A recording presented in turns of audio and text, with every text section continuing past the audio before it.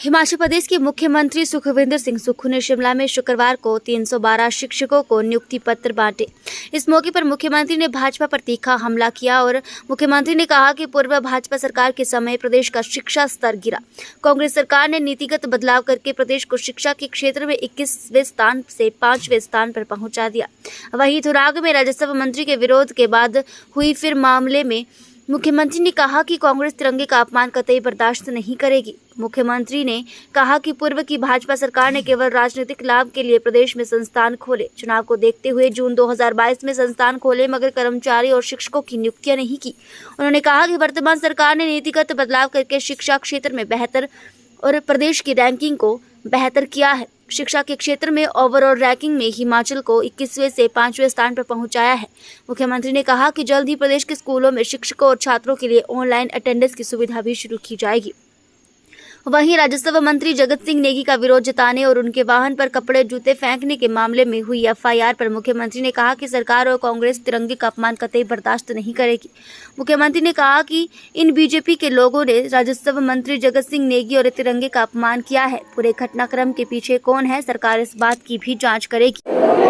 पिछली भारतीय जनता पार्टी की सरकार ने चुनावों से पहले 600 शिक्षा संस्थान खोल दिए। ना टीचरों की रिक्रूटमेंट की, ना अधिकारियों की कर्मचारियों की रिक्रूटमेंट की। राजनीतिक लाभ के लिए जून 2022 में संस्थान खोल दिए। हमारी सरकार ने सबसे पहले जो काम किया, जो प्रदेश शिक्षा के क्षेत्र में 21वें स्थान पर था, नीतिगत बदलाव लाकर फैसले कर आज प्रदेश ओवरऑल रैंकिंग में तीसरे 5वें स्थान पर आ चुका है। केरल और पंजाब तो पहले ही हाईएस्ट रैंकिंग में थे। उससे के बाद की जो अभी रैंकिंग आई है पूरे देश में, उसमें नंबर 1 स्थान पर आया है। हमने दोनों डायरेक्टरेट को एक किया, स्कूल एजुकेशन एक डायरेक्टरेट बनाया। हमने पहली कक्षा से इंग्लिश मीडियम शुरू किया, स्कूलों का मर्जर किया, रैशनलाइजेशन किया और डे बोर्डिंग स्कूल बनाए और जिसके सार्थक परिणाम आने शुरू हुए।